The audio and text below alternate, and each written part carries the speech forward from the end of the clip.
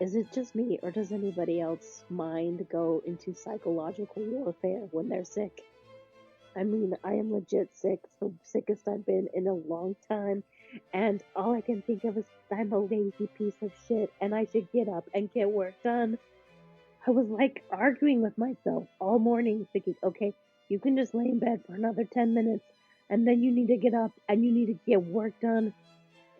I even made myself take a shower because I was like, oh, if I take a shower, I'll start feeling better and then I can get to work. Of course, that didn't help. I don't know what I was thinking. Maybe I was so sick my brain was delusional. Do you know what did help? It helped when I went back to bed and slept for 2 hours. That helped.